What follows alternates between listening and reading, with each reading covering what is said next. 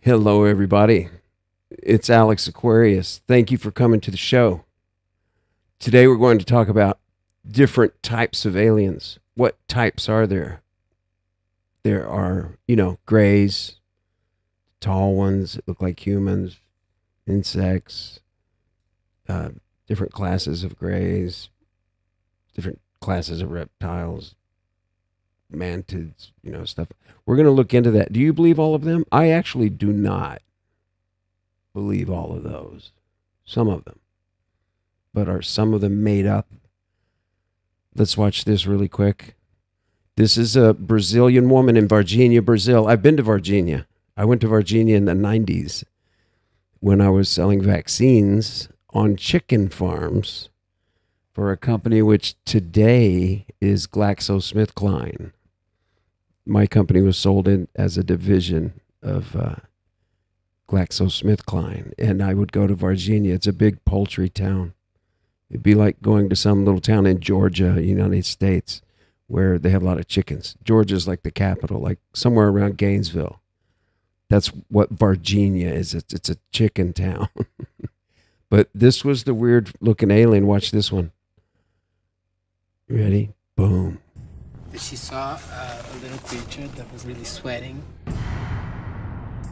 There was like a little person, but with no hair whatsoever, red eyes, and 3 horns.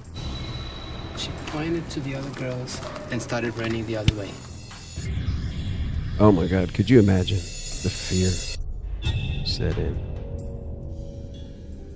If they all had the opportunity to speak to the world about their experience, what would they like the world to know? Pra mim não foi boa, não. Se fosse pra me passar por isso hoje, eu não passaria.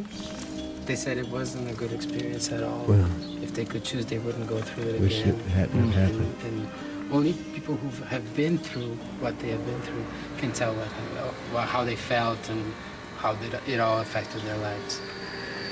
How has it changed their lives? Como isso afetou a vida de vocês? Como vou ter volta para Em tudo. vocês? No trabalho, na escola. She said it affected everything. Work and school. From friendships to work to school, people getting away from them, people thinking they were, crazy or something. Problems at work and school. Alguém pode chegar, não, foi assim, pegamos e levamos pra tal lugar. She just says that she Went hopes somewhere. that one day the whole thing will come clear and she will, her word will be taken seriously and they'll know that she was always telling the truth. Well, I'm so grateful to have had this opportunity to meet you guys. This is why I do what I do, and I want to thank you from, bottom of my heart. Ele está muito, muito agradecido a vocês. Para ele é um dos momentos altos da carreira dele. Encontrar vocês, agradecido a vocês. I want to say something about the Brazilian. Look at the way they dress. They'll know that she was always telling the truth. Watch. These girls. Well, I'm so grateful to have had this I opportunity. forget this to meet guy's name. You guys. This is why. When you see them, I mean, they knew they were going to be on a show, so they dressed up. But Brazilians, I noticed when I traveled down there, they're all thin. The mom's thin, the girls are thin. I think one of them's like 22 years old, 20. The other one, I think they're all 18 or 20 now.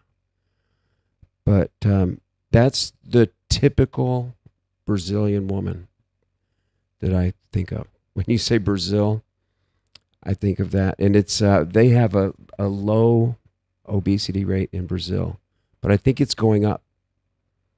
It depends on the sugar and the fast foods and stuff. Let's watch another scary one. Look at these. These aliens right here, they poop with pellets like little rabbits. Urine is thick with minerals and appears in color and texture to freshly pumped crude oil. Feces are dry pellets with all moisture removed. The adult Nordic can regulate the amount of adrenaline in their body. They have no pineal gland. Nordic females are capable of dry pellets with all moisture removed. Dry pellets with all moisture removed. So their urine looks like oil when you drain it out of your car, and their poop is dried pellets without moisture. Adult I want to go Nordic back and hear that again. urine is thick with minerals and appears in color and texture to freshly pumped crude oil. It appears as freshly pumped crude oil. Isn't that black, or is that kind of like that brown? Is it clear if you shine light through it? Yeah, that's their urine. And their poop? Feces are dry pellets with all moisture removed.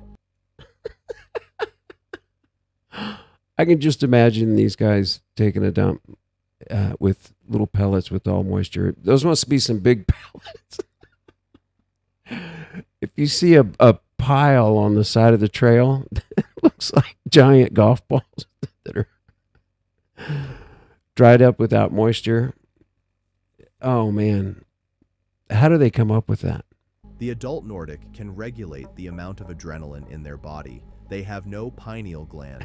Nordic females are capable of being impregnated at any time, but the males are capable of impregnation about once a year. The period of incubation is 3 to 5 months. Powers, males get impregnated. telepathic and telekinetic skills. Attitude. People report that the Nordics are here to somehow watch over and help guide us into a new plane of existence. Others...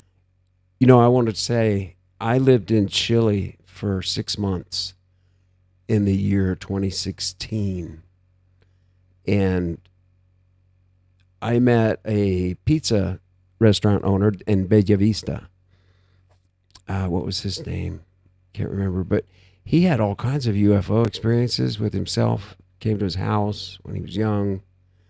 He said one time just over Bella Vista, he was walking out of the restaurant, and this is in the Santiago, in the city of, the main city of Chile. And it's in the, where the obelisk is. There's an obelisk just like the Washington Monument, and it's in Brazil on the O'Hare Street, which is also known as, that street has 3 names. It's got the old, can't remember, but it's called O'Higgins because of one of the explorers that went to Antarctica. And so they have Avenida O'Higgins. But I noticed that when they talk about aliens there, they're the tall whites, or these type. They have ones that, if you go south of Santiago, they're in the hills, and there are people that report them out walking around one day, and they will see, a group of these types in the white shimmering clothes and bright. Sometimes they have light emitting from them. They're like light beings in another dimension almost. And then they say they'll either just vanish, or they've seen them walk right into cliff walls. Like they'll be standing on the side of a mountain, and they'll have a cliff face behind them, and they'll just turn around and walk into it and disappear. They walk right through matter, but they help people. And and I'm going to have to find it now that I'm thinking about it. There's a man in Chile that disappeared, kind of like Walton. What's his name? Walton in, where was that? Northern Arizona, when the Travis Walton. The guy who, how many days did he disappear when the aliens were fixing him up? The Greys took him to the Nordics, which is odd. Maybe the Greys knew they couldn't fix him, but they had some contacts with the Nordics because of intergalactic communication. They were able to take Travis Walton over to the Nordics to fix him because they knew more about it. That's what I think. But then this other guy in Chile, he was also taken, but he was taken directly by the Nordics. But they came to him and said, "Hey, do you want to come with us? We're going to show you some fantastic machines, and we're going to fly and show you the wonders and what you would call magic. It's all real. Come see our world." And he went off for a nice pleasure cruise with these Nordic types. And when he came back, he talked about all kinds of things. But then I think he stopped talking, or he stopped giving interviews. Maybe someone told him to shut up. But I think it has something to do with those type of aliens, the Nordic, the tall blonde ones. I don't think they're all blonde all the time. But those tall, handsome, lovely beings, big people. They call them like the Nordics because they're like the Norwegian, Scandinavian look to them. So, but this restaurant owner in Bella Vista told me about the man. He told me, yeah, he goes, it's a famous case. Most Chileans have heard of it. And this man was taken by these white, tall, Nordic-looking, human-looking people, and they healed him. He had a disease. He may have had cancer or something going on, a terminal disease, and they healed him. And I don't know if he's still alive. I'm going to have to find that out. I'm going to have to search famous case. Okay, let's see something else. This is fake. See that face? That's a human teenager face that's got makeup and everything on it. That's not what the Greys look like. Remember, I've had my own experience with 5 of them with my mother and I in the front yard. And that's not what they look like. Look at that. That one has an Adam's apple, doesn't it? To a map remembered by Betty Hill, a map she claims to have seen as a projection inside an unknown alien ship. Her Greys, at least, came from the far-off binary star system of Zeta Reticuli. If Zeta true, Reticuli. they've traveled many, many light years to become humankind's Alien 101. Another version of ETs, though, is much more animalistic to our eyes. Rather than...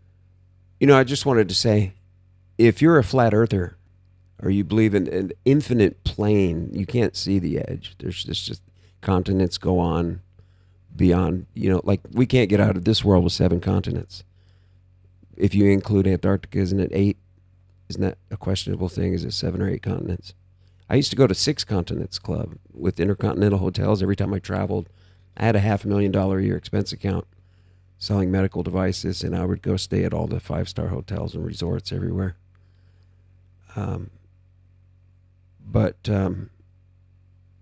Let's go back. Smooth all over like the Greys, they can be scaly, armored. Oh, I was saying, when they say that the Greys came from how many billions of light years away to come from Zeta Reticuli to come visit us, I don't believe that at all. I believe they're here. They're in the earth. They come out of the mountains. They come out of the Grand Canyon. They come out of underneath the ocean. They're off the edge of Puerto Rico. There's some by Guantanamo, Cuba. There's aliens that come out of those bases, and there's others in the Asia. And Tibet is where the main domain landed. Have you heard of the domain? When that nurse at Roswell was talking to that alien, it was a female, and she said that her beings were chased by the reptilians, the Alpha Draconians, and they had taken over this part of the star system. But, you know, for a flat earther, the stars are just beyond the planets. So you go through Moon, Venus, Mars, Sun. Well, I missed the asteroid belt. You go through asteroid belt. Then after that, what's next? I think you go through Neptune, Saturn, and Jupiter. And which one did I forget? Uranus. And then you go through you accelerate and accelerate and accelerate and accelerate. I had this out-of-body experience, and you accelerate and accelerate, and the faster you go, you start entering the waters above. And it feels like, you know, to give a really poor example to how glorious it was kind of like the Jodie Foster trip through the wormhole. You know, when she gets dropped by that machine, what was that movie called, Contact? And she's shaking in the chair like this, and she's turning, and it's going through this wormhole. It looked like that almost on the outside of my spirit toroid, my torus. Around me, it looked like that, like I was going through water, but it was straight ahead. It was like, you know how the faster you drive, you can only focus on a pinpoint in front of you. You can't look to the side and look at a building. You know, they're going by so fast. Have you ever gotten on a speed train in Europe and forgot you were on a fast train? And you're reading and you look out the window and go, It's like, I remember that. I looked up one time, I was looking at something, reading my itinerary, and I just looked out the window to look at the landscape, you know, and I looked out like this, like 10 miles of farm and hillside that just went, I saw like 7 farms in 2 seconds. It was so fast. We were going over Probably 200 miles an hour. I think they go like 180, 200 miles an hour. Anyway, back to this. And less humanoid. They're very Oh, I was saying they don't come from that far because they're here. That's all I'm getting at. These type of all these shows that get money to build movies and Discovery and Gaia. Gaia is the one that gets me. You remember when the History Channel got big and Discovery with Ancient Aliens and the Greek guy with the teased up hair that's going, because they're aliens, you know, and he was the aliens meme. What was it he said? He had a saying that he said that everybody started imitating, like around the water cooler, you know, and they would get T-shirts with his meme on it. And then they all kind of separated away. It's like the CIA or some group took them and turned them into a militant group of spies. So they went and separately formed another TV channel called GAIA. And you have to be a member to watch it.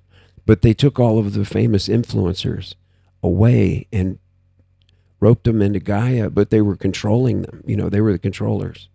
So you had rebellions and twists of stories and some people contradicting their books and all kinds of shenanigans going on around them and people getting shunned and kicked out, like David Wilcock. I remember I was watching a video one time on there. So it was some kind of Gaia project. I don't go. I didn't join. I don't follow any of those people that have anything to do with Gaia because I don't believe in the New Age concepts that they present.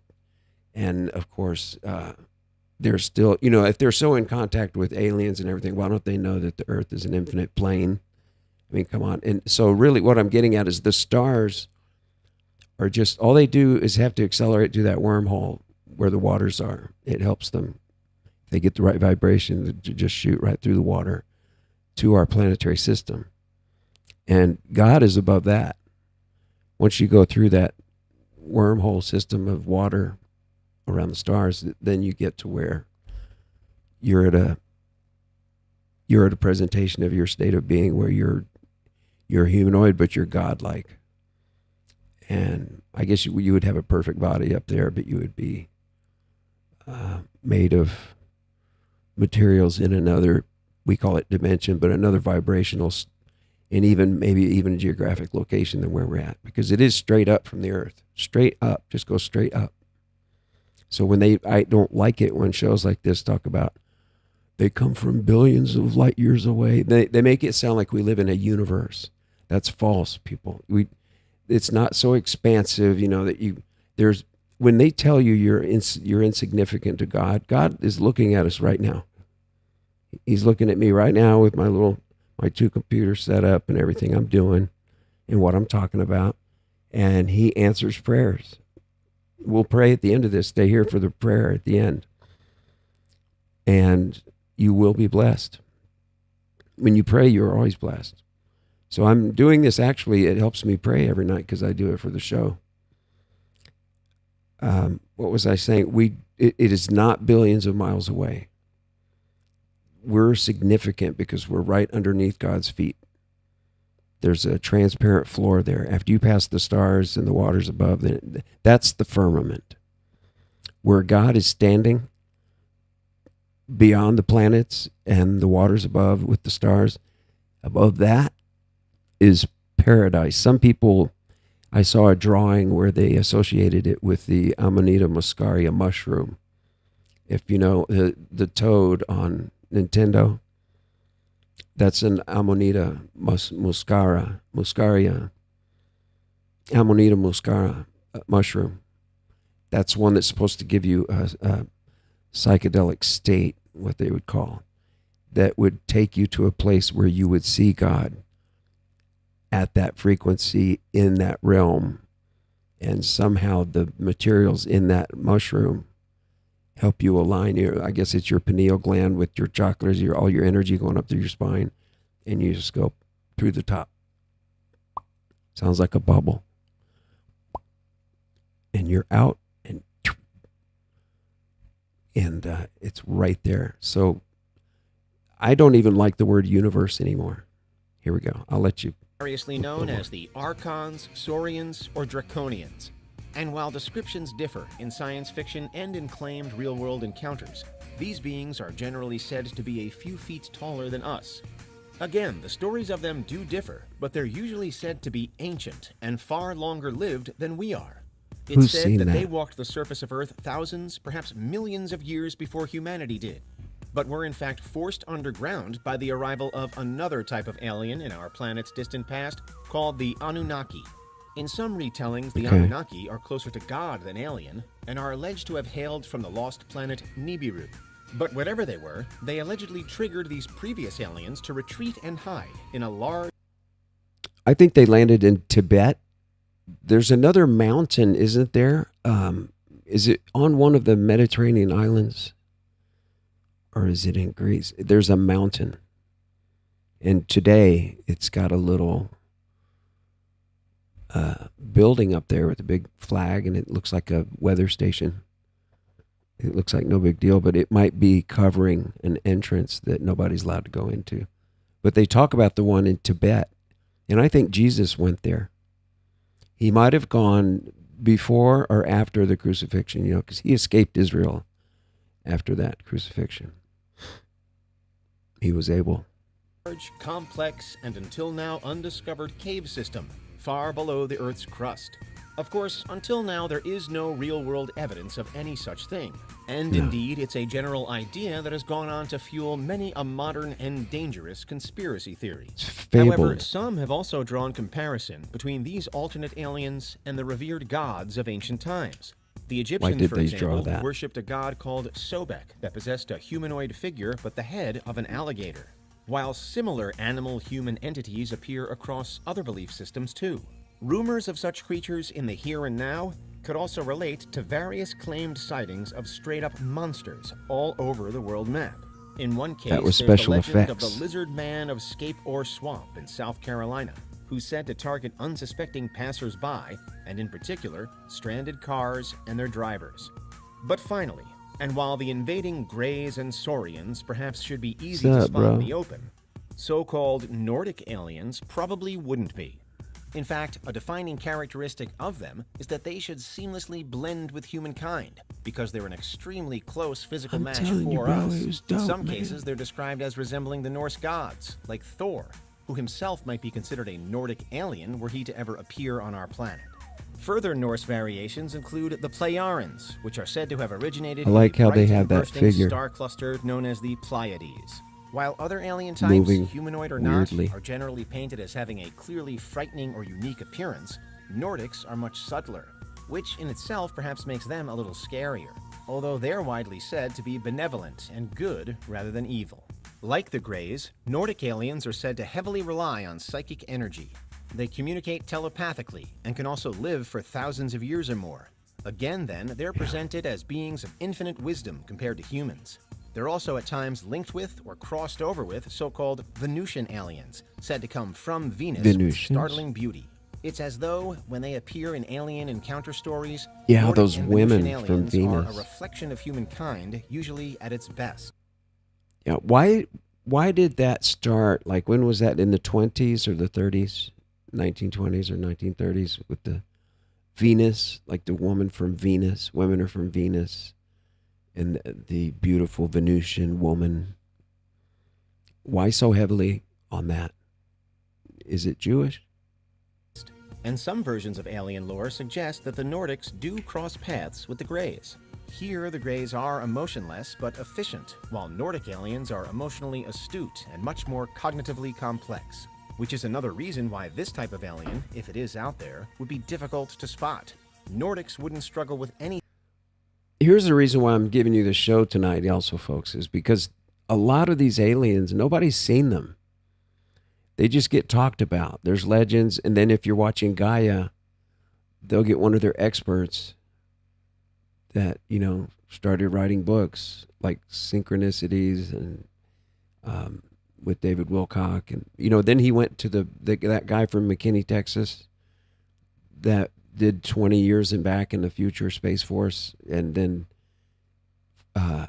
worked with blue avians, these bird-like people that are blue. Who's seen that? You know, the thing that you see all over the world, I think they said over 50%, probably the average worldwide of alien encounters is the gray. The typical gray alien, you know. So where do all these others come in, and why doesn't anybody else see these all of these others? Like the reptilians, for example. So those girls saw that one in Varginha, Brazil, that kind of looked reptilian. But and there are some others like the swamp monsters in the south.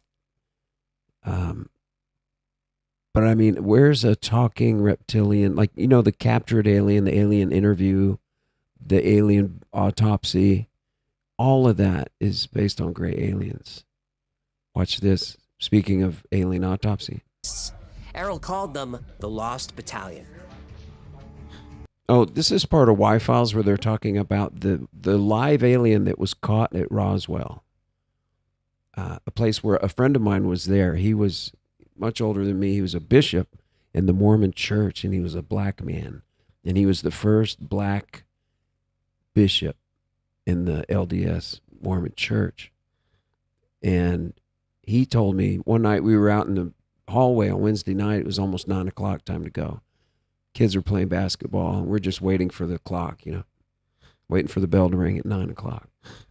And then we take them all home. So we're just sitting, and he goes, "Hey, you ever hear about that crash in Roswell where they had those aliens out there and everything?" I said, "Yeah. In fact, my mother told me about that, and she has a book called The Day After Roswell, and it's I've read through that." He goes, "You have?" Wow. He was all excited. I knew all about it. My mother talked. I hadn't remembered yet I had not started having the flashbacks of my own experience. I was in my buried traumatic memory loss when I was talking to him, because I've actually been in a saucer. So, but when he's talking, this was in 1992, I had not remembered. It's funny how that didn't even jog my memory. I really believe in suppressed memories now when psychiatrists talk about that, psychologists, that these victims of abusing, they have suppressed memory. Just, they can search back in their memory and they can't find anything wrong, you know, and then suddenly one day you have flashbacks about something. You're like, what was that about? And you might have more. And then that's how my gray experience happened. Let me play. Matilda felt a sudden wave of emotion. Guilt, anger, resentment, emotions she couldn't explain. Errol sensed this and placed a gentle thought in Matilda's mind. The feelings you are having are understandable. This is because you know I am telling you the truth. You know this because you lived it. So the Errol, nurse is one of the 1,000 or more battalion entities that came to Earth and got trapped in the prison. And so that gray looking being, she's just saying that we use these bodies because they're useful as a tool while we're here. But we can look like anything, but we chose to use this body because it's pretty durable and it works. You know, it's like, and she said to the nurse, "You're one of us, actually. You're part of the battalion that got stuck here." one of the trapped officers of the Lost Battalion was the nurse sitting across the table. Y-Files? Thank you, Y-Files. 8,000 years ago, the old empire was gone, but the prison system in our solar system was still running autonomously. The domain deployed a specialized battalion to shut it down. 3,000 officers and engineers built a base high in the Himalayas. The mountains kept them out of sight. Their mission was not to interfere with humans. Their mission was to free them. They spent months mapping the solar system.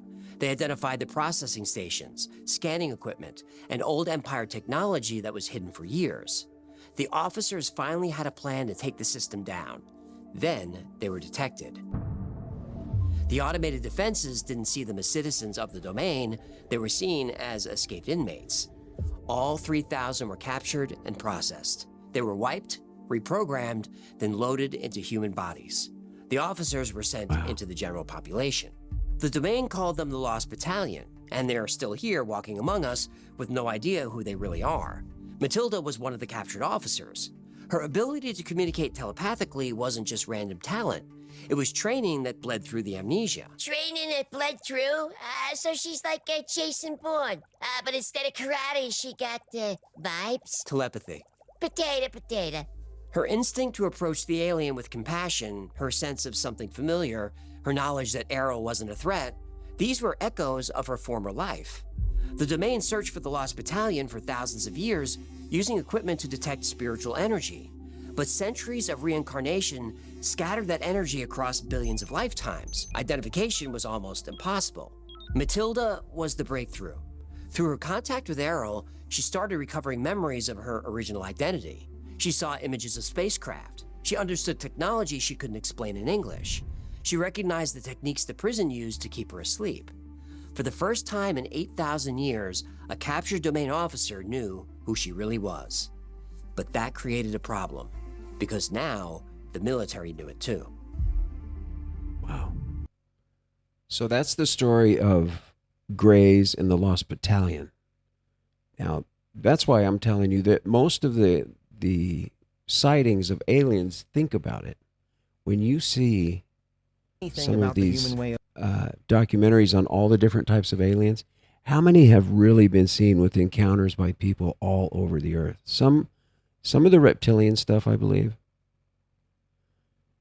Shout out to Unveiled for some of this footage I was going to show you. You can hear that, can you? And any version of life that develops on other planets could well be drastically different from our own, with just a sample of one to build from, sometimes via an alien abduction.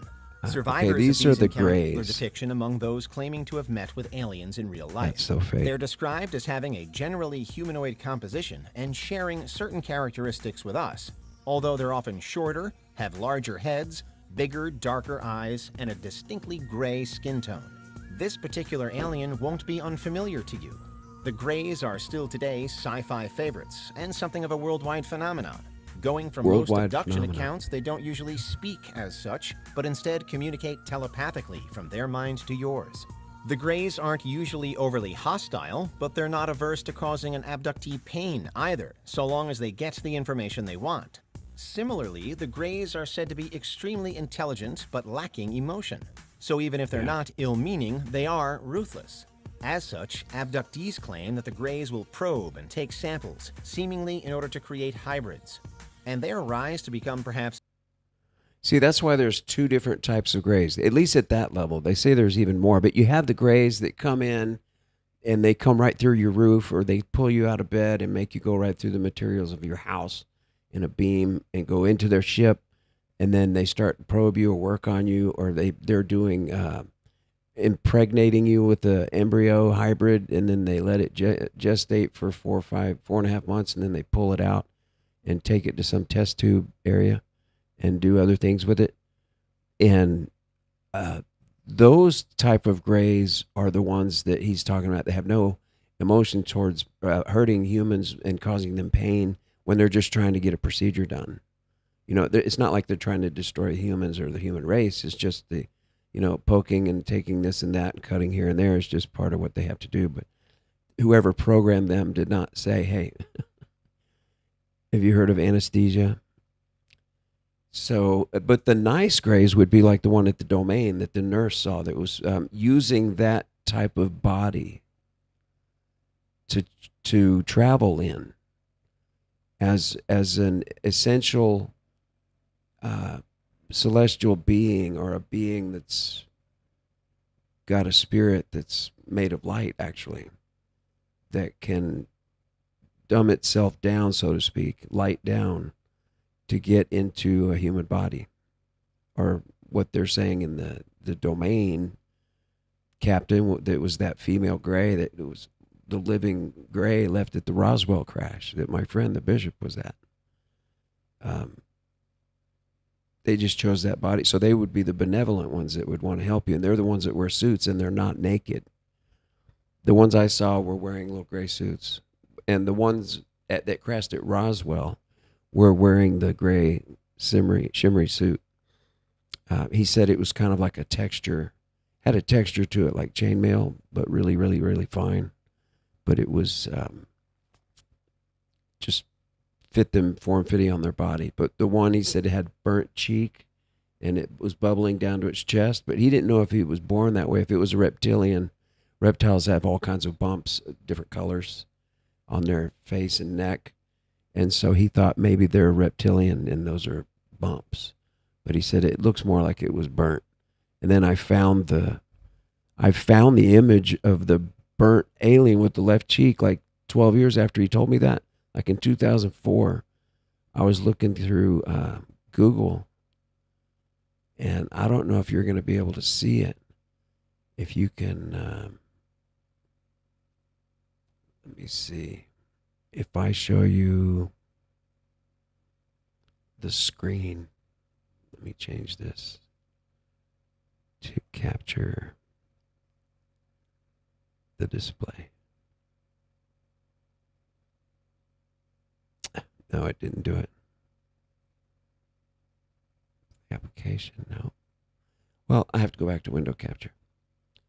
Sorry, I couldn't show you that picture, but there's an alien image of one with the burnt cheek and it bubbles down to its neck. And that's a real gray you're looking at that's dead, because that's, my friend described it to me to a T.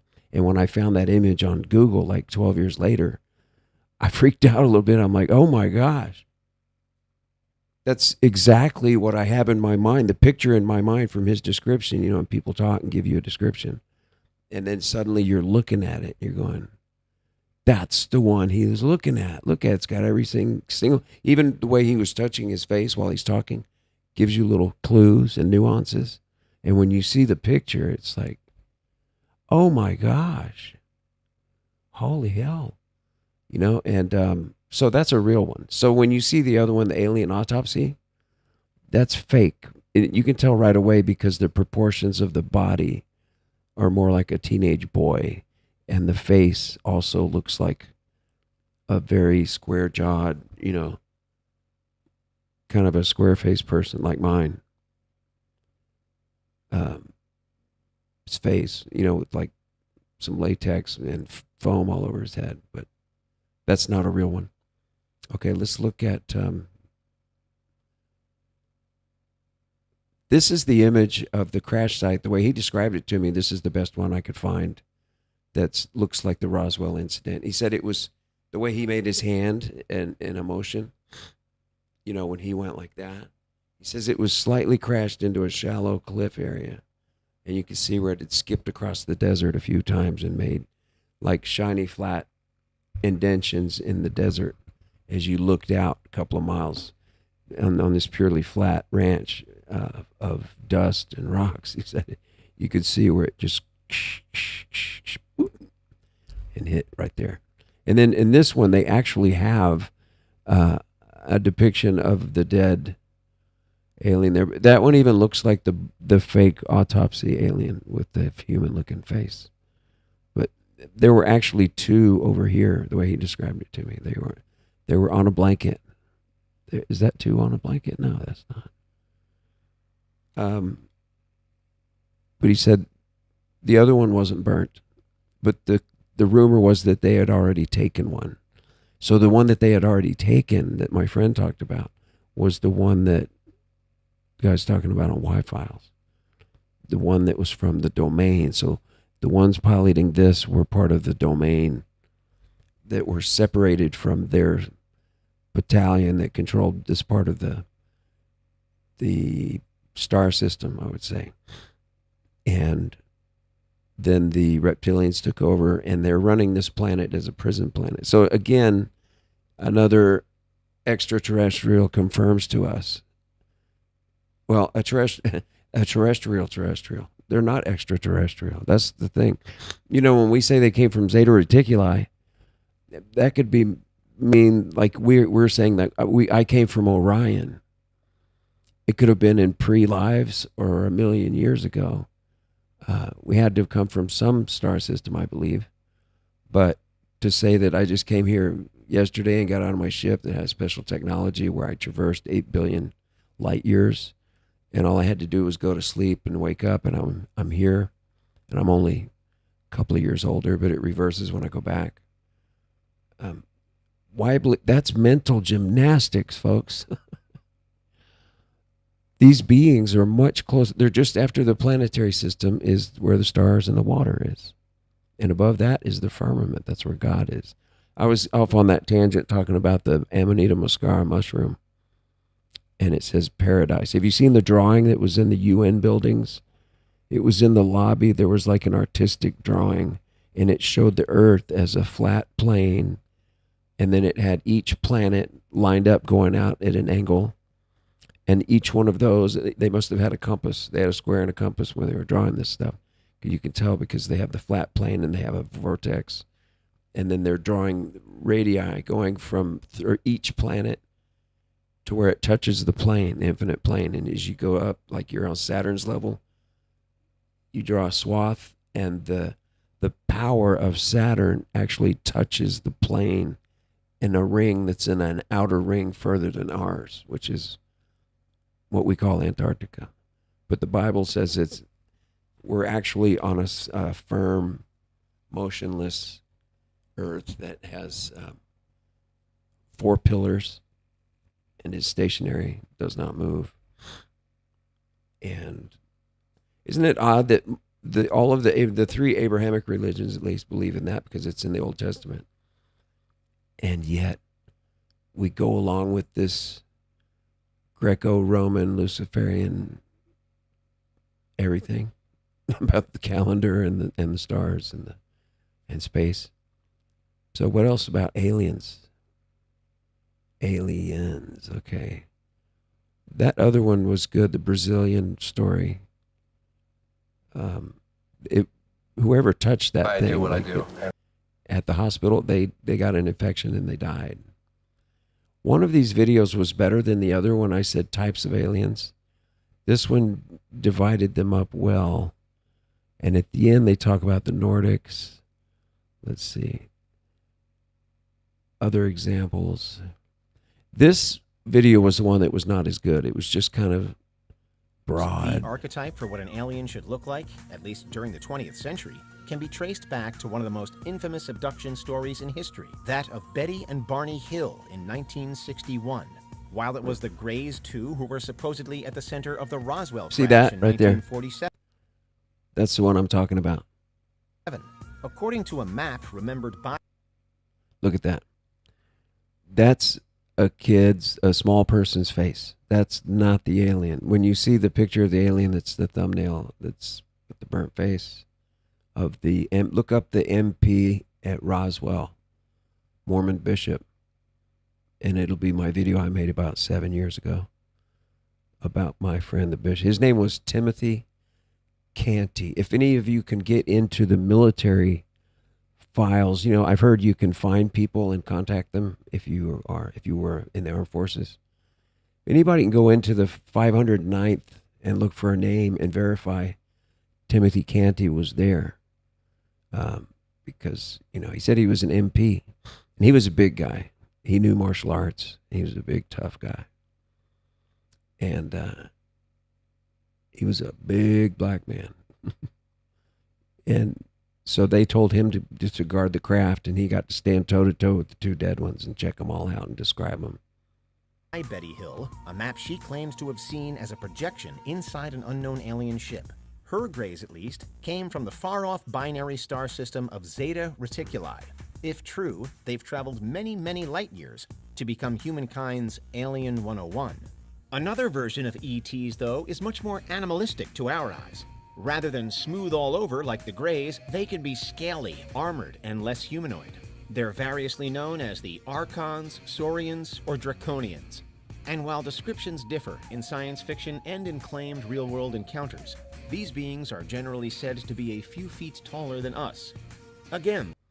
Yeah, we saw that. So that's the generic video I found. This one is more specific. Okay, here they're talking about Alpha Draconians. You know, they say like people in the royal family, wasn't it Britney Spears said that she saw King William, Prince William, she saw him turn into a reptile when they were talking on Skype or something like that. And he just for a moment, he turned into a reptile, and then he was back. He just said, watch, and did some trick. Could have been he got somebody in government to help him. Maybe he was part of programming Britney Spears to believe that stuff. You know, you can make up a wild example for why William did that and how he did it. But there are, you know how they say, like, especially if people are in a ritual and they're drinking blood and they're killing, their reptilian brain can take over to the point at that low vibration with all the chanting and stuff that they actually start to look like a reptile, or they say they transform completely into one. The Queen was supposed to transform into a reptile. The people that David Icke, remember the woman Wilder? Remember the pretty lady?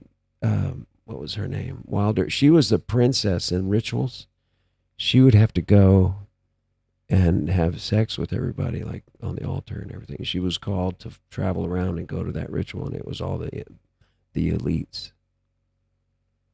You know, basically they just have this, what do you call it, smoke show, naked woman that they take to all their rituals, and the people who they invite to the parties get to have sex with the smoke show goddess of the moon on the altar, or, you know, however they set up the ritual. It's just nasty and goofy. Something that when you see the elites, especially the names coming out in the files and what they do in their spare time, they become useless eaters, actually. But let's see, what the Greys are depicted as two different things in this one. Alpha Draconians are, you know, okay, they're taking over the earth, and we know all about that. But who has seen one? Who's actually seen? I was approached by a reptilian Alpha Draconian, and he was wearing around his waist a little shield, and he had underwear on, and he talked to me. He came out of a ship. He went back. No one says that. The only accounts you have are like the swamp monster, where people get attacked by some creature that doesn't talk. It just eats them or tears them up and then runs off and hides, and you don't see them anymore. It's only the damage on the vehicles and the footprints and the stories they tell are all the evidence you have, because they never find the monster. It's not like Greys, you know, they're more into public. What about insectoids? Would you want to have a buddy that's from another frequency level from a different planet that has munchers that could just pinch your head from temple to temple, and those sideways mandibles, pincers they have on there? I would not like to be having telepathy with an insectoid, especially one that's my size or bigger than me. Can you imagine? And Son of Godzilla, 1968, appeared giant mantises, though they are not aliens. Kottmeyer remembered, too, that in the Saturday morning kids show Space Ghost, 1966, appeared an alien mantis named Zorak. In real life, insectoid robots such as hexapods have been designed for scientific or military. I watched Space Ghost when I was little, and Clutch Cargo and all kinds of different cartoons. Uses. Research continues to miniaturize these robots to be used as flying spies or scouts. Insectoid features may also increase the effectiveness of robots in traversing various terrains. Art fiction. Insectoid aliens are commonly found in science fiction, being featured in classic sci-fi novels like Starship Troopers, as well as television shows such as Star Trek and Doctor Who. They also make an appearance in classic games such as Starflight, modern games like StarCraft and Warhammer 40,000, as well as the Star Wars universe. Examples of insectoid aliens in sci-fi anime are the Uchu Kaiju, space monster. That looks like it's taking a dump on a tree stump. That's bad art. Can you imagine taking a dump on a tree stump? No, I was going to say the insectoids. Let's say out when you get, we're talking about the true, not the heliocentric sun model, but the geocentric. Geo means Earth. Earth's in the center. A geocentric map would have the sun's going above. It's the fourth ring. It's the fourth planet. And Saturn is the sixth. And then there's Jupiter and Uranus. Uranus is the last one, right? So anyway, where do these insectoids come from? You would have to go past, maybe they're from one of the 7 planets after the moon, and asteroids not included. Or do you have to go up through the blackness of space, get to the water level where the stars are, and then travel within the waters from star to star and go to one, let's say, could you go to a world where on a star the insects are bigger than you are and the scales are different? What if the world was all scaled different? Like humans were what if we were smaller than viruses? And we didn't get much done, but we were part of an ecosystem. And maybe we were an aid to scavenging away residue of anything putrefying or decaying.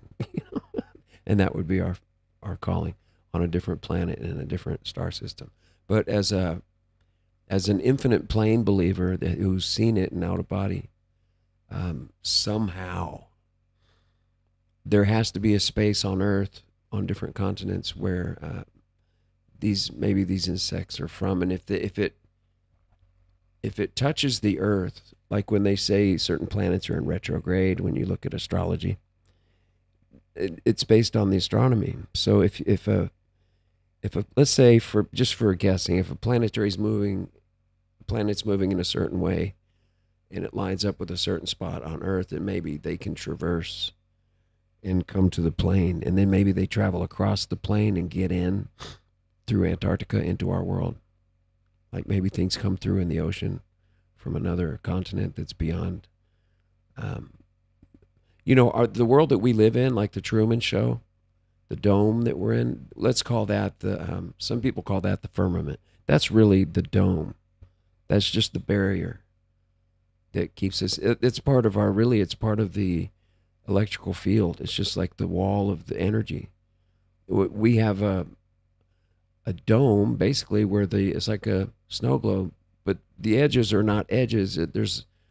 It's an infinite plane. There are many, there's probably hundreds of continents beyond in every direction. We just happen to live in the middle with the North Pole that happens to be the dipole of 2 different frequency fields. One from the pole star at a very high frequency and bandwidth and, waveform that we're not familiar with. It could be half sawtooth and half sine wave. We don't know. But it comes through and it hits the North Pole resonating at the Schumann frequency, which is like, 8 hertz now? It tends to be going up. Thought it was like 7.3, 7.4 hertz. That's the Earth's frequency hits this high frequency, and then they have to undulate together until they create what I call over unity. So the Earth would be an over unity generator, and then the flux, the difference between those 2 fields creates a flux that's powerful, that draws, that pulls, and it shoots across the plane to the cathodes that would be on the outer bounds somewhere around Antarctica. In probably a square formation, there'd be 4 giant cathodes. And probably whatever's in the sky as it goes over to a cathode would kind of circle around it as a reflection. Look at a bowl's reflection upside down. Like panoramic lens, like if you touch and everything is concentrically aligned to where you're touching, and it all comes to one point. That could be why the sun went around in a circle in Punta Arenas in Chile when the guys went down there. It's just the way the sun is presenting itself for you in the sky, which is reflecting off of the ceiling, which is touching the ground out there. When you're on the equator, which is the highest point, the ceiling is how high? It's like above where the ISS is, 275 miles, 300 miles. All of a sudden you hit a ceiling. matter doesn't work the same, and all of the things that hold our element chart together as far as atomic mass tend to break down at that moment, and just you can't get past it, and some planes blow up and rockets crash into it. They claim to show like one of Branson's rockets crashing into it, but that's the ceiling. It's really a positively charged layer that comes from the aurora borealis and connects to the cathodes. But it would be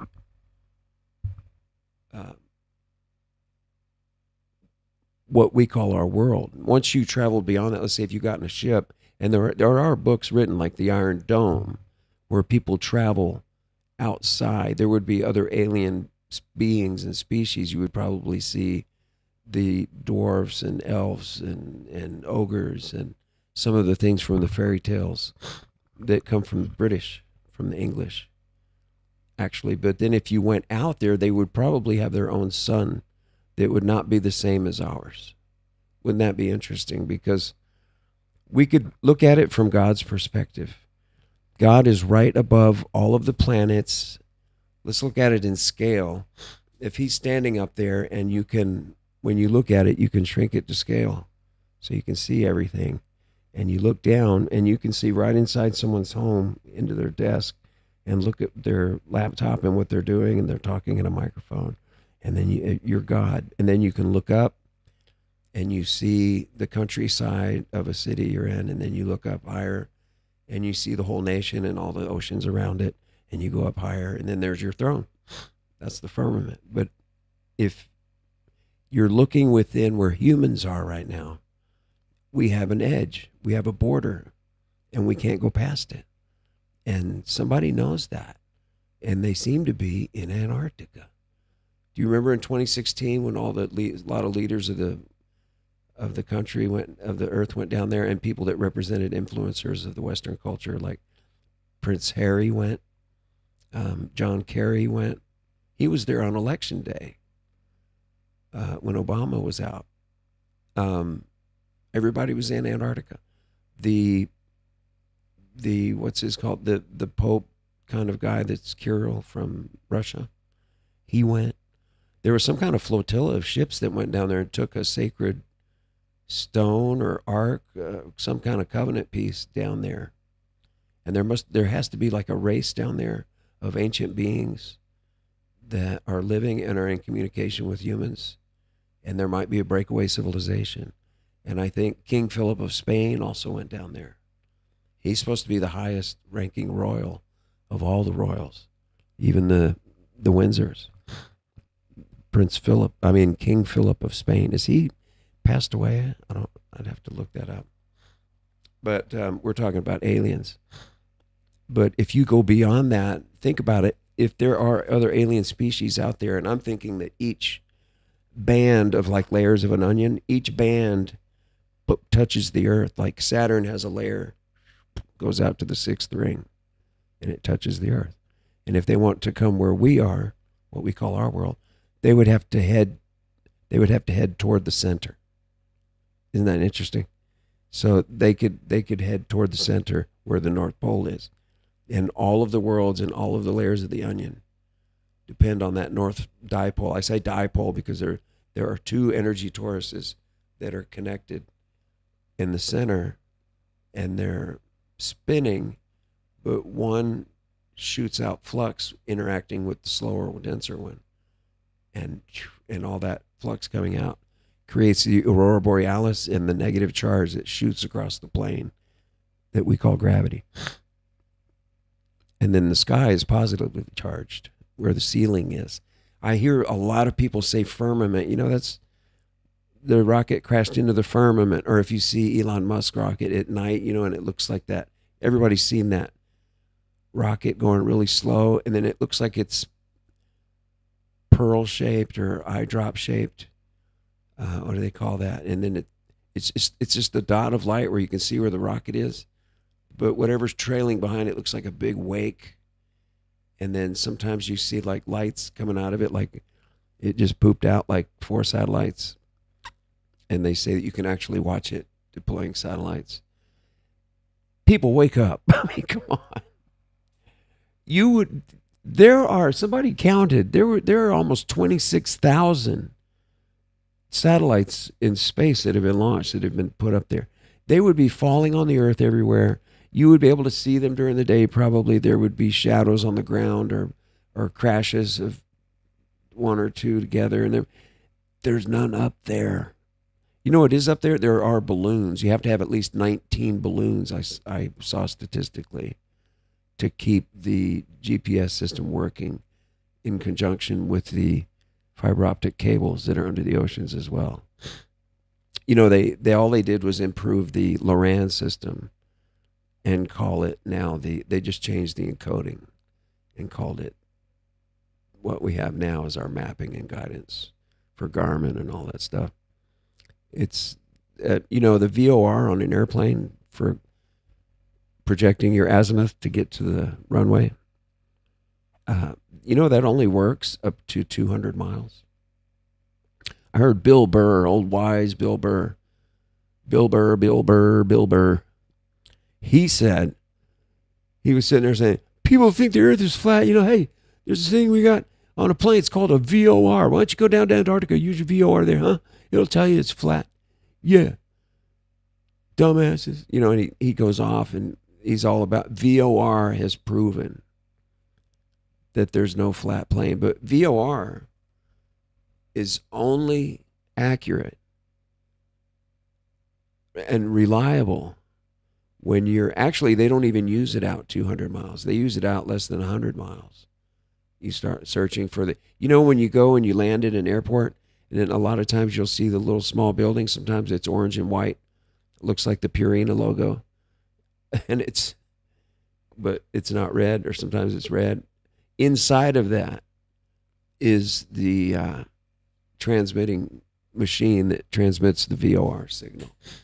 That's how they can calculate the azimuth and their vector and their tangent, and how they're going to get to the spot where they want to hit the runway, so that they can steer the plane on the proper plane.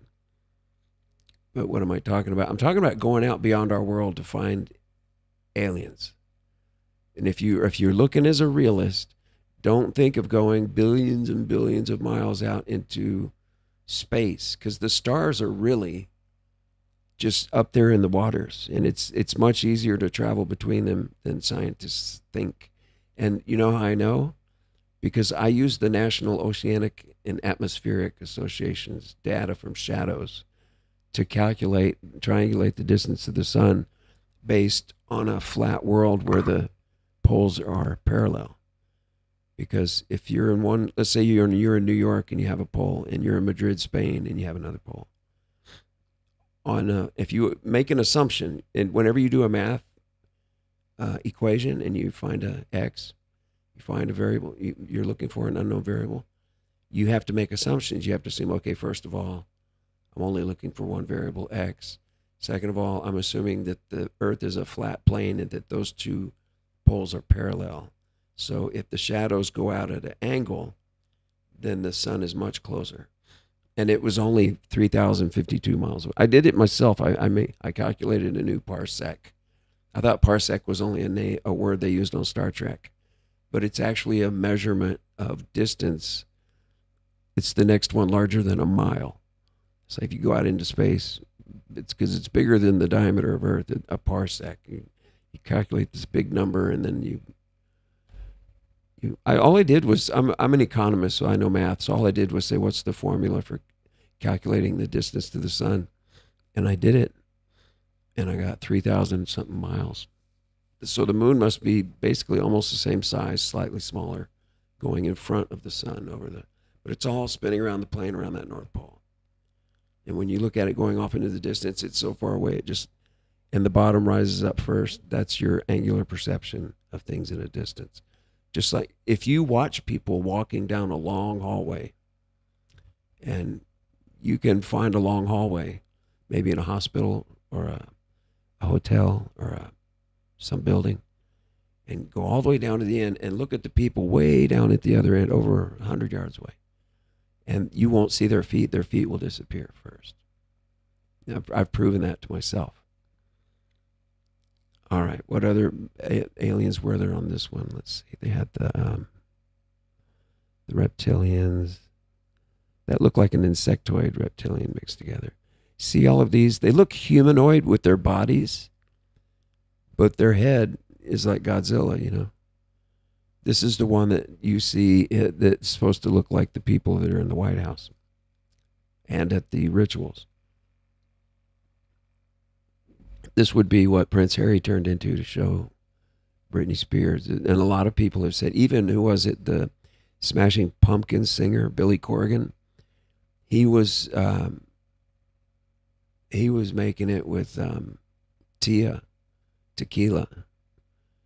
Is it Tila Tequila? I can't remember her name. You know who I'm talking about. The little girl that had the TV show where she's bi. And he said they were having sex and she turned into a reptile. Just completely freaked him out. He looked and just her whole body, you could feel it and everything. Her skin changed. Man, that would have made me go faster, I think. Kidding. What else do they see? Like, they talk about people shifting and that, you know, they would show glitching pixels on videos on old television and say that that was their machine that hides their reptilian appearance. Like on the movie, what was that movie called? They Live, about the fighter that put on the sunglasses and could see everything. But they have different types of grays mentioned in these videos. That looks more like a real gray right there. They're not as mean looking though. They don't have these laugh line. This makes it look mean, or looks like it's mad. Just the lines on the face are aggressive. They don't have that. They look more like silly, actually, children.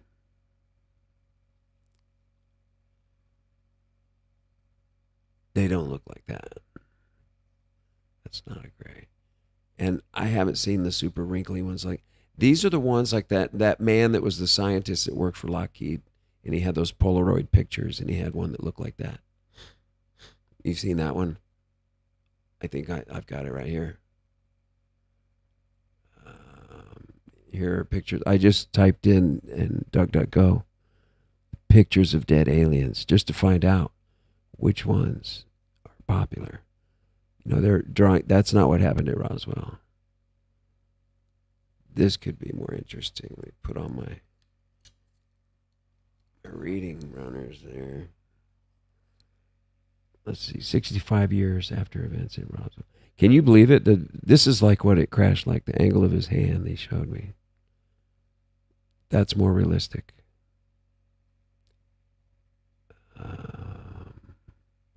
Again, if you look on my channel, MP at Roswell, military police, Mormon bishop at Roswell crash.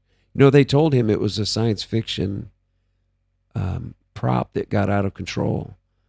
They said that this company in Hollywood had made this movie in sci-fi, and these two guys got in it, and they were three guys, I think, and they were flying it, and it got out of control, and it crashed, and it's a big mess. And the producers of the sci-fi movie have asked the Army Air Corps to come and clean up the mess for them. So they go, oh, okay. It was Sunday, he said. It was a day off. Everybody was in the Quonset hut, the giant Quonset hut. Everybody was in there with their bunk beds, and they were playing cards and tricks and doing gymnastics and wrestling and writing letters and doing laundry, all their downtime stuff. And that's when their sergeant, Wild Bill, he said, Wild Bill, we called him, because he was kind of crazy. He said, he walked in and said, man, sorry to tell you, we're going to have to suit up today.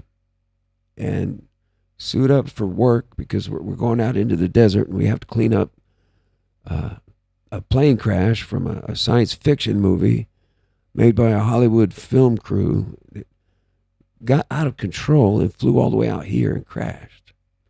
We're going to have to go help them clean it up.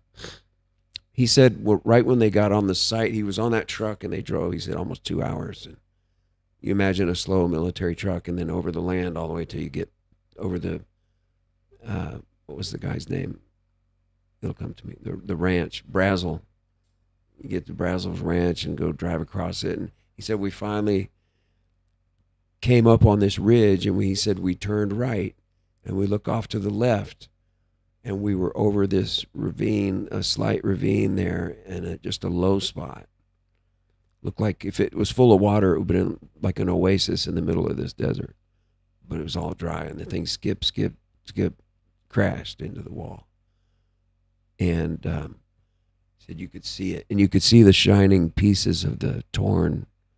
You know, they said they had like foil inside of the craft that tore up, but some layers, maybe it's insulation or maybe it helps the torus field for the anti-gravity. But when it tears and you squeeze it like aluminum foil, it just pops back into shape and doesn't wrinkle. It's kind of like that metal nitinol that you can put in things and it's supposed to not kink. I've actually kinked it though. I was a medical device rep and I was showing a neurosurgeon this tool that could go in certain parts around the vertebrae and you could bend it and then steer it by twisting it as you pushed it. And I said, and it's reliable and it won't kink. And I bent it and it kinked. And we started laughing. He goes, oh, you kinked it. I was like, I know. That's never happened before. I said, well, you're not ever going to push it that hard. Don't worry about it.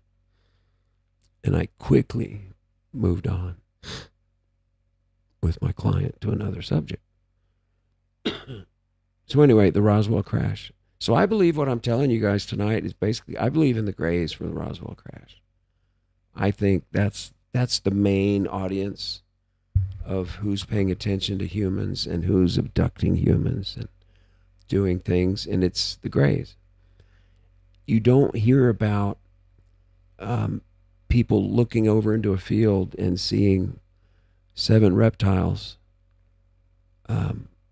standing in a circle discussing something and then suddenly running to get in their ship and taking off. Like, you know, the stories you hear about the grays, like the grays were standing in the tree. You don't hear a story about the reptile was standing. Well, sometimes there's a swamp monster, but it's mostly in the water. But you wouldn't want to get like the insectoid. Why don't they have more tales about the insectoid just knocking on the door, you know? And you're thinking, what was that? Somebody knocked. It sounded weird. And you look out the window, and there's a mantis, a man-sized mantis, knocking on your front door. I think even on this video, they have the mantids. Different types of aliens on it. Reptilian, Arcturan, grays. Where's the mantid history? History gray. Where's man? I think he already covered mantid, Arcturan, reptilian. Insectoids. Palladians. The Palladians are the ones you hear a lot with New Age. I'm not really a New Ager. I know the Lord exists, and I've been up in the firmament, and I've seen the earth. So a lot of the New Age stuff drops me. I don't. Let's hear about the Palladians. The Pleiadians are believed to be advanced, benevolent extraterrestrial beings from the Pleiades star cluster.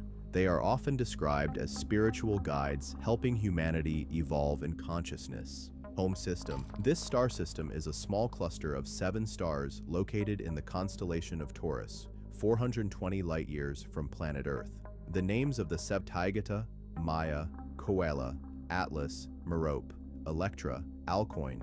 The Pleiadians reside on the planet Era, which is almost as large as Earth, one of 10 planets that circle their sun, Taygete. Other Pleiadians would live on the planets Semjase, Ta, and Quetzal. Origin. The Pleiadians are a very ancient race of humanoids.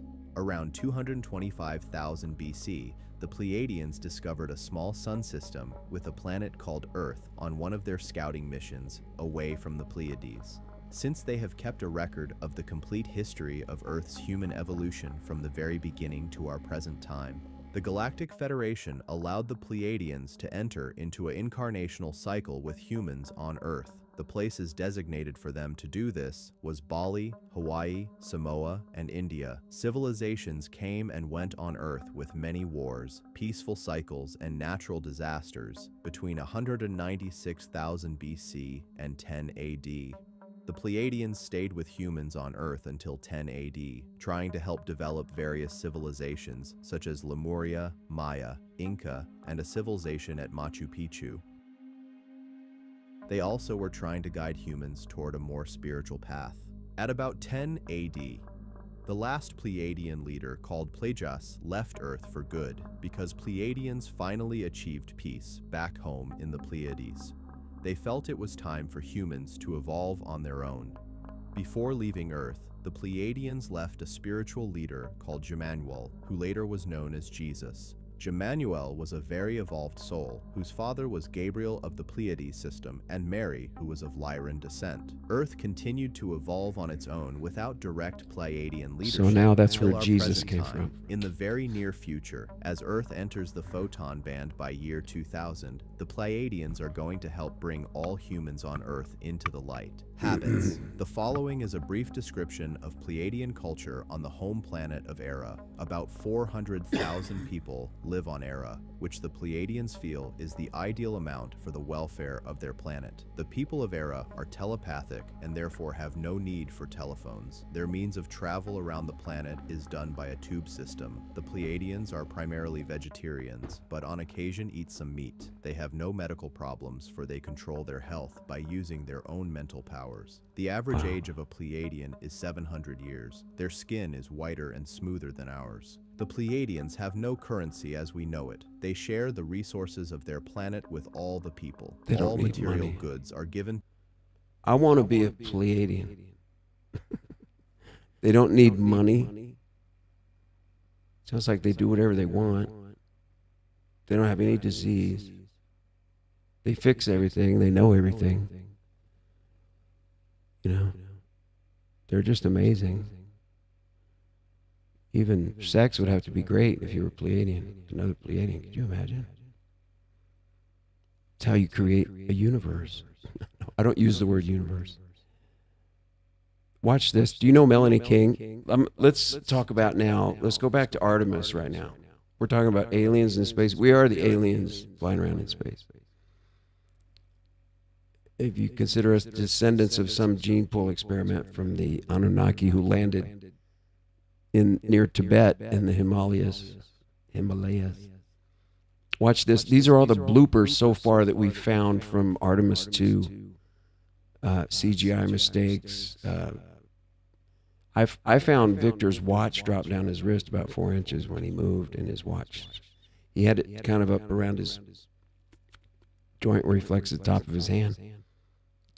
The side of the watch was touching the top of his hand, and it slid down like 3 inches from the top of his hand in one frame. Because he twisted his radium, what do you call it? The smaller bone in your forearm. And not the ulna. And when he twisted it, the watch fell down. It just goes plunk. Okay, watch this. These are all the bloopers. Artemis astronauts are caught being paid actors, allegedly, which means this whole thing could be fake, allegedly. This is astronaut Christina Cox. She was up there. She was the only female up there in several of the videos. But here she is again. Take a close look.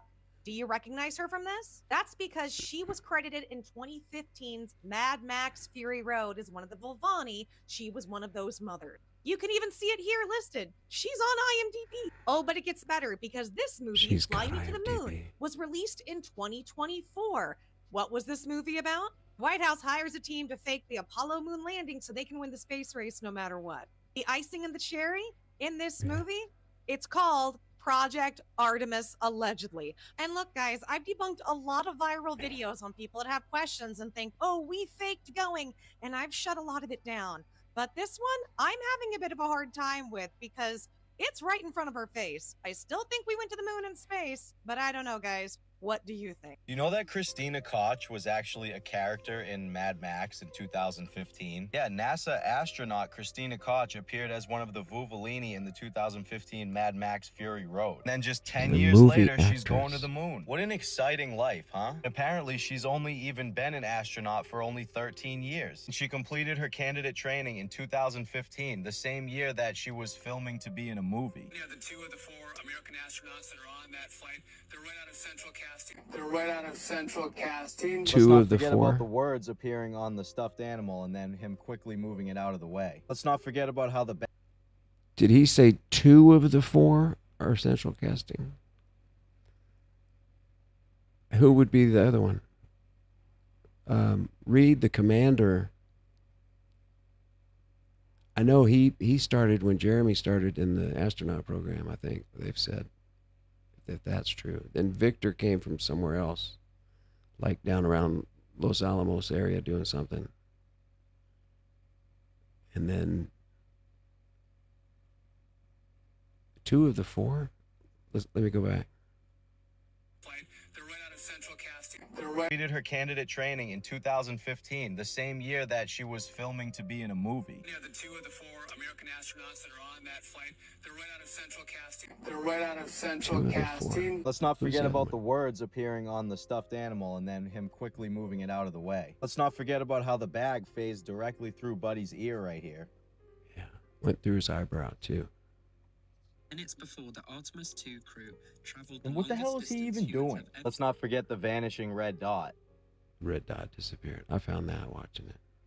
I'm looking all Terrible over when quality anytime I video, see even anything though from you couldn't space. take a bad quality video nowadays, even if you tried. 1995 digital camera. Video from inside the ship from the entire 10-day trip, except for when they're free falling at 25,000 miles per hour. No close-up shots either. They're making sure they're keeping their distance for some reason. None of this is melting, even though this fucking ship would be hotter than lava. A crew going up and touching the ship and their hands are somehow not burning off. Here's a little bonus clip from a separate team of dumbasses.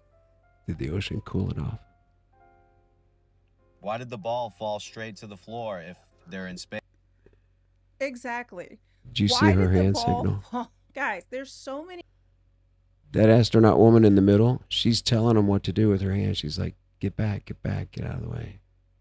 Did you see that? Watch, I'll rewind it. Why did the ball fall straight to Stop. the floor Back if up. they're in space? She tells them both Why to did the stop. dumbasses? He drops the ball. Boom. And she Why points did at the it. ball Like, leave it fall alone. straight Stop to the it. floor if Back up. they're in space? Exactly. Why did the ball fall? Guys, there's so many bloopers, not just from this moon mission with Artemis, but guys, everything that NASA has done, it is so easily debunked.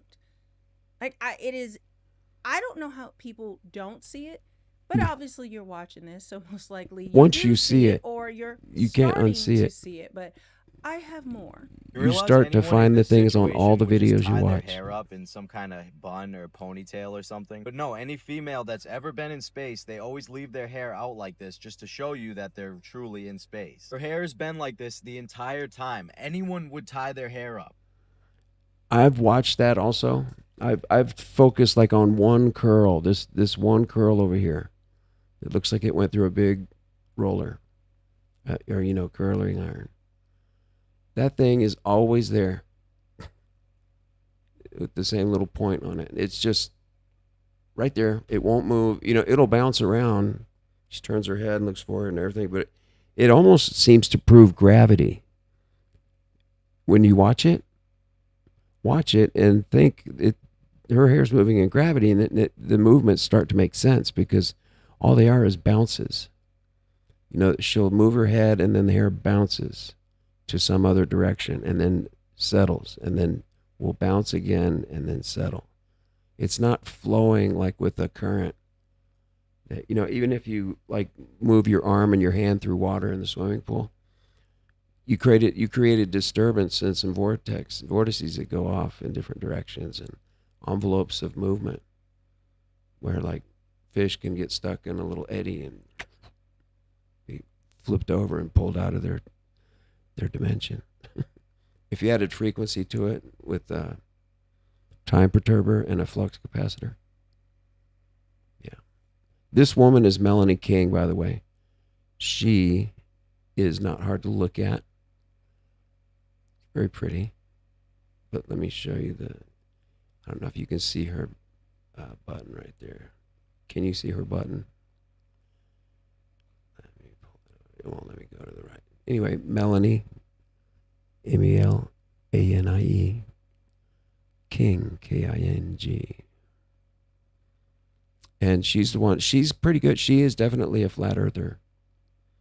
But she's got over 1 million subscribers, and she's always putting up really good stuff. A lot of the current things. But, just there's more funny. Watch. What's going on with the letters on the stupid stuffed animal or whatever? You realize that doesn't make any sense, right? And you see how once it does that too, he just like casually moves it. Oh, nothing to see here.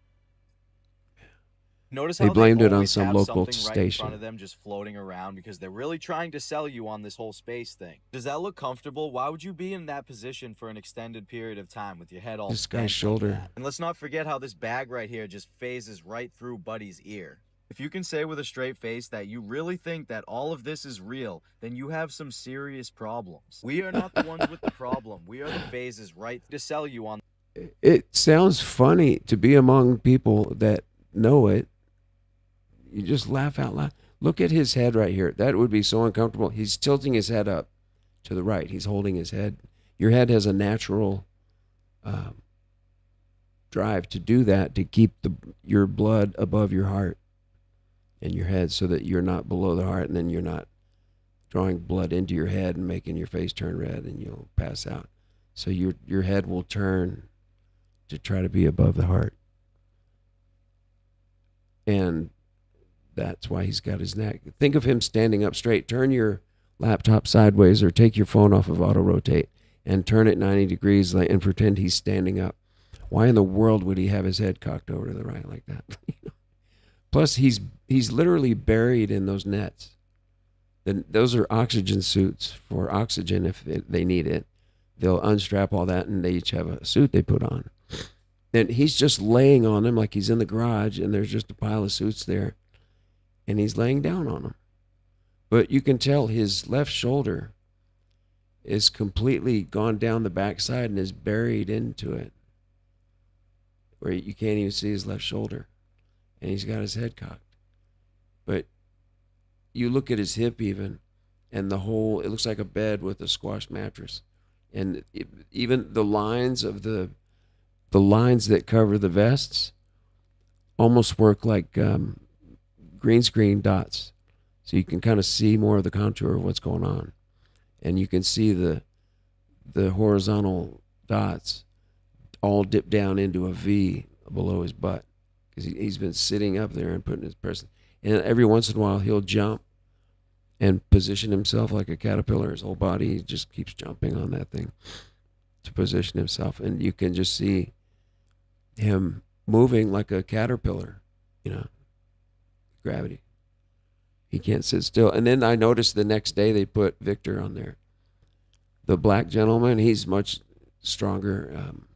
He's got a tighter build, probably lower body mass index. What's that? The how fat you are. BMI. He's got a pretty low BMI. Is that good? Yeah. And but this guy, I don't think they should have had him do that. And she's getting ridiculous with that hair. Just once you know that that's a ton of hairspray and special teasing, it's just hilarious to watch. And then you realize every day you're watching this, and it's a clown show, but it's your life the way you see it. Just with common sense. On this whole space thing. Does that look comfortable? Why would you be in that position for an extended period of time with your head all bent like that? And let's not forget how this bag right here just phases right through Buddy's ear. If you can say with a straight face that you really think that all of this is real, then you have some serious problems. We are not the ones with the problem. We are the ones pointing out the problem. It's before the Artemis 2 crew. Nutella. Did you see that? You're not serious. Any of the females that have ever been to space have... You try to tell me that Nutella did not pay for this to go flying through right in front of the camera. Right here just phases right through Buddy's ear. If you can say with a straight face that you really think that all of this is real, then you have some serious problems. We are not the ones with the problem. We are the ones pointing out the problem. It's before the Artemis 2 Nutella. traveled the longest distance humans have You're ever not been to serious. space. Any of the females that have ever been to space have never tied their hair up. That is the first thing you would do in that situation. This is pathetic, and you're even more pathetic that. if you believe their lies when they're intentionally making the videos look fake. What's up with bringing frickin' stuffed animals to space all the time? Not a single one of them had their frickin' hair tied up. Like, are you serious?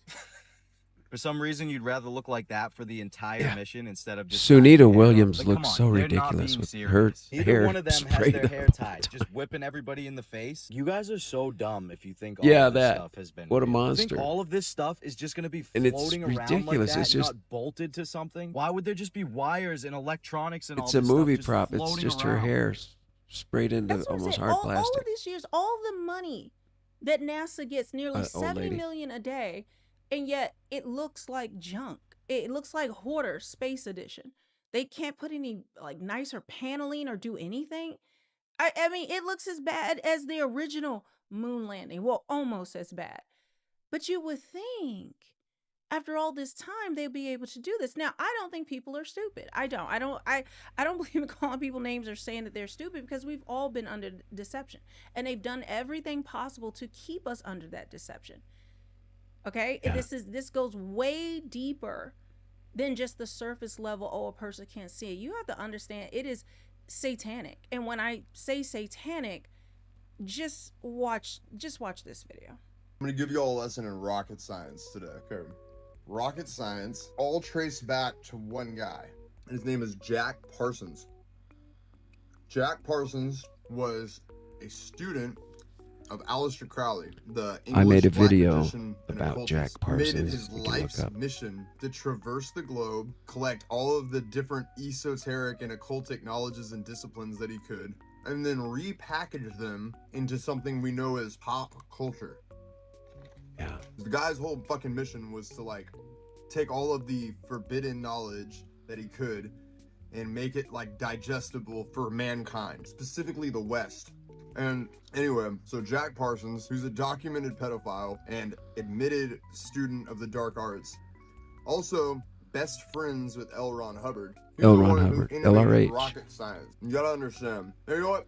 I'll read you guys this just so you. This is off Wikipedia, by the way, just so you know the kind of shit this guy. LRH used to In watch 1945, Jack Parsons began- jack off, masturbate. And Parsons called him his scribe because he would witness all of his sexual rituals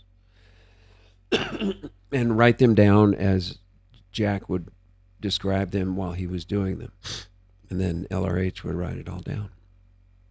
He was actually a fictional writer. He was he had several books out. I think I saw some or read some as a kid in the 60s. My mom had these sci-fi books about people walking around on planets and on Mars and stuff. And I remember they were weird. I don't think I finished one. I just remember I'm trying to think of the pictures that he would describe. It's just like this, people wearing spacesuits in this Mars colony and life. But anyway, yeah, that was like the picture of L. Ron Hubbard's science fiction books that he wrote before Parsons and after, I guess.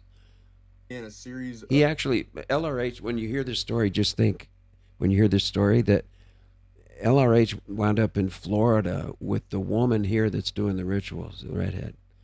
And LRH stole the girlfriend and moved to Florida and lived a life as like a beachcomber, yacht guy.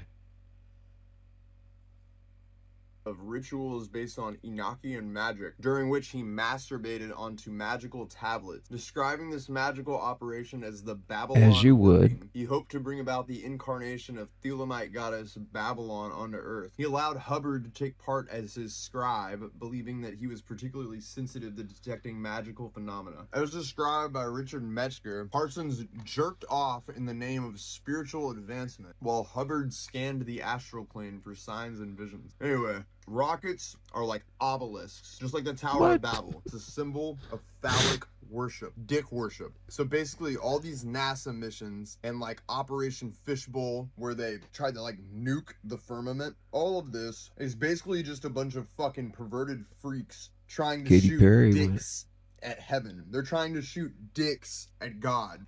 It's like third grader shit. It's literally just like a bunch of perverted freaks that are obsessed with dicks, that hate the truth and hate God. They absolutely hate. Guys, I was trying hard not to laugh during that. But yeah, the layers, the more you dig, it is disgusting. It's sick. And that's why that people say, well, I don't believe in all that spiritual stuff and the firmament. That's dumb, this, that, and the other. But you believe in NASA where they were doing black magic, sexual, occult things, pedophilic things, having orgies, trying to summon the demons like they're doing with AI, like they've all said. So again, you don't have to believe in the spiritual elements of it, but they all do. Now, your support means everything. This is how we keep things going. And one of the ways is through my merch store, realmelanieking.com. This is my conspiracy collection. The list goes on and on. But of course, I want to show you this shirt that I always... Moon. What an exciting life. Yeah, Melanie Apparently, King, she's she's great. only even been an astronaut Watch more for Melanie only King. 13 years. She completed her candidate training in 2015, the same year that she was filming to be in a movie. If anybody's in here, say something in the chat, because I'm gonna sign out. Right out of central casting. Let's not forget about the words appearing on the stuffed animal and then him quickly moving it out of the way. Let's not forget about...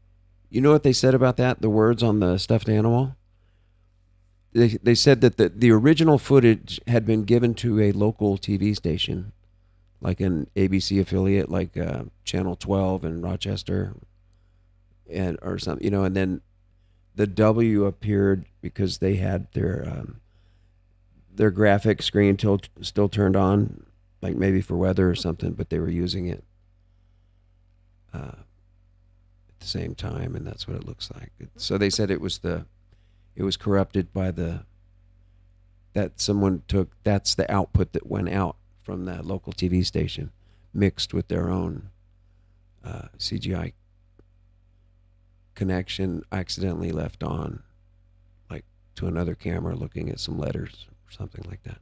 It's like walking in between two cameras, two mirrors, you know. So, and then they said on the news, on the mainstream news, I saw they were saying that the original footage, here again, they're not saying where this comes from, who told them, under what authority, and how did they receive it, you know? Was it taken?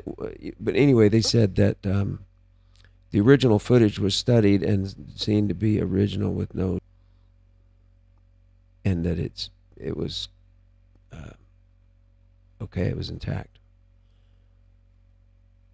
So anyway, then they said the TV station ruined the other version, or accidentally made that other version with their screen in the background when they were running that what they'd been given as the original footage from the astronauts to them. I don't know whoever channeled it to them, but when they ran it, they had a camera on that was looking at some letters on a screen, and it crossed signals and came out as going across their green or blue screen. They're going to deny it, saying it was just the camera behind them. It was on as a background behind them. Anyway, but yeah, that silver bag, it went through his right eyebrow and his nose, and it pulled his eye. And the red dot, I found that on my own. I was just watching. I was looking at that, and I'm thinking, there's got to be a mistake here. And I just stare and stare until something sticks out as obvious. And then I noticed the red dot, and then it disappeared. I always look at any moving object because a lot of times they have dots on them that disappear. Do exactly that. And that's kind of, I think, somehow with whatever they're looking at, maybe on another screen,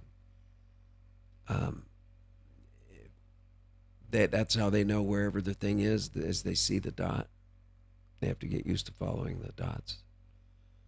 So it looks like where the ball is.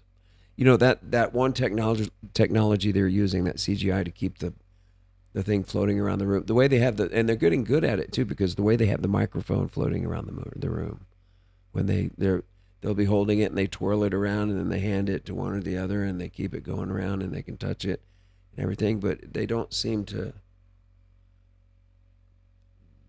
be blocking any cable or anything, but it's got to be CGI. But I think some people have already caught mistakes with it. Just like this floating bag. How the bag phased directly through Buddy's ear right here. Minutes before the Artemis 2 crew traveled Like a bad quality more. No close-up off. Here's a little bonus clip from a separate team of dumbasses. Boink. Why did the ball fall straight to the floor if they're in space? Exactly. Why did the ball fall? Guys, there's so many bloopers, not just from this moon mission with Artemis, but guys, everything that NASA has done, it is so easily debunked. Like I don't know how people don't see it, but obviously you're watching this, so most likely you do see it or you're starting to see it, but I have more. You realize anyone in this situation would just tie their hair up in some kind of bun or ponytail or something? But no, any female that's ever been in space, they always leave their hair out like this just to show you that they're truly in space. Her hair's been like this the entire time. Anyone would tie their hair up. What's going on with the letters on the stupid stuffed animal or whatever? You realize that doesn't make any sense, right? And you see how once it does that too, he just like casually moves it. Oh, nothing to see here. Notice how they always have something right in front of them just floating around because they're really trying to sell you on this whole space thing. Does that look comfortable? Why would you be in that position for an extended period of time with your head all bent like that? And let's not forget how this bag right here just Did you see right there? you on this Can you see his whole body? too. He just like casually moves it. Oh, nothing to see here. Notice how they always have something right. See, just look at his whole body with all the way to his waist, and whatever it is down here, something he had in his hand is sitting down. Look, he's collapsing the whole. See the lines? That's like looking at a CGI green screen with the dots, a blue screen. Look how everything's just caving in right there, and it's all on his. He's got all of his body weight on whatever he's laying on, those jackets, and he's holding his head up against it to keep the blood above his heart. And you can't even see his whole left shoulder and everything. Look, folks, he's laying down on bags. He's not floating. Okay, and then look at her hairspray, and she got all the fake hairspray. The other two, they just keep their hands still. They always got their hands connected to keep them. I think they do that. They're told that in training, I'll bet, to not cause a blooper. Just keep your hands clasped together. Hold your wrist or interlock your fingers or do something, but keep your hands together and don't do anything. Don't want to mess up nothing. Ready? Go. That Sunita Williams look, oh my gosh. That is so ridiculous. And it's so ugly that way. You know? She makes herself look ridiculous and unhinged and uncouth, and with hair like that, you know, that's associated with like witches and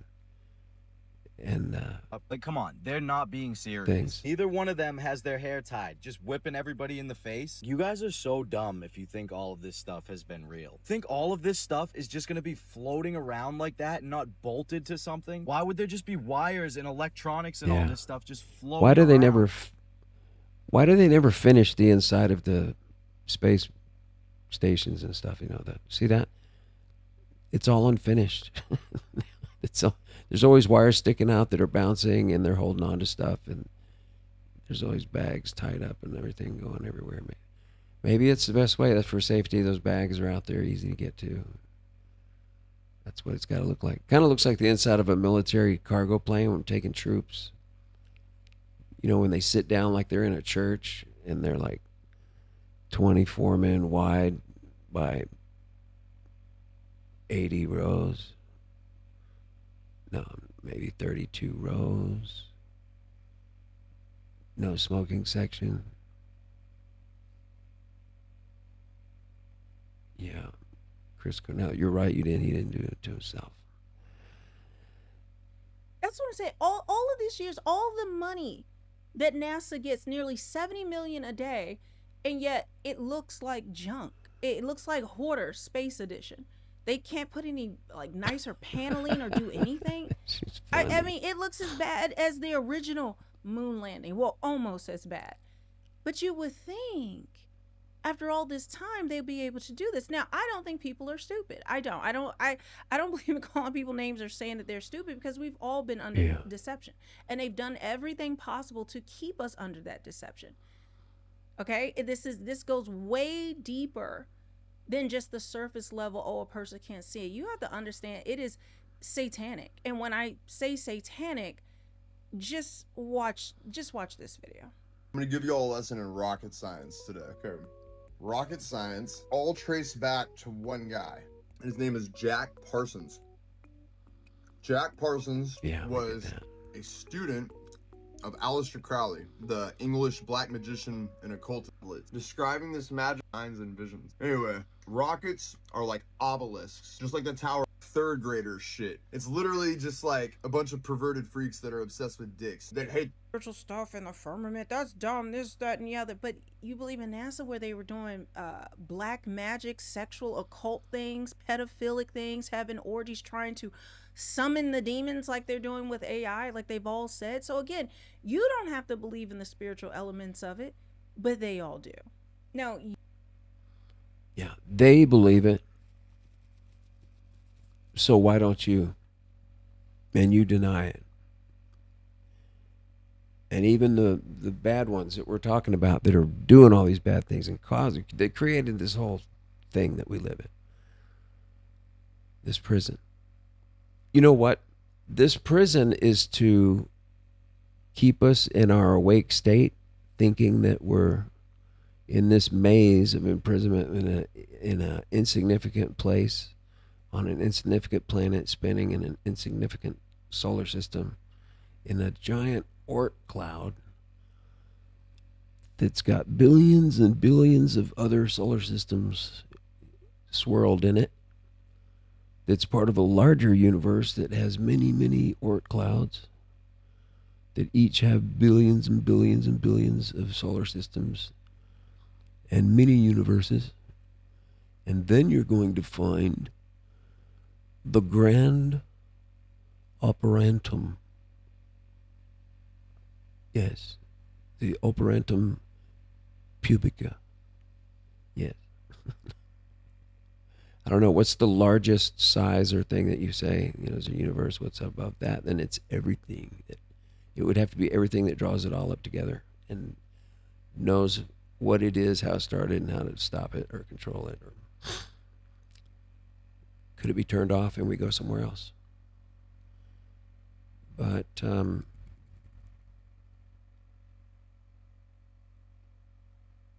it's amazing. The Brazilian sisters that saw that. I think I showed you everything about that, folks, and we looked at the glitches from the, if you can see that, that's my sheet where I load up the screen. See, do you see that alien right there? In my thumbnail with the burnt face, and the head is swollen back here, and the neck is burnt in the top of the chest. And that's the design of the crash site that shows two dead ones on a blanket, where you can actually see the two dead ones on a blanket there. And that's the one that my bishop described, who was the military policeman at the crash site. He got off of the ship, and he said that his sergeant said to stand around the ship, make sure nobody comes into it or gets near it. So that was his job, and he just went over and he stood by the dead ones, and he started checking them out. He was looking at them and described their, four fingers. They had like ruddy but like plasticky looking skin, and they were wearing these shiny suits that fit their bodies, but they kind of had he said they had kind of a V to them, like a V-neck. It wasn't just like a crew neck like our t-shirts. Had more of some kind of V in it.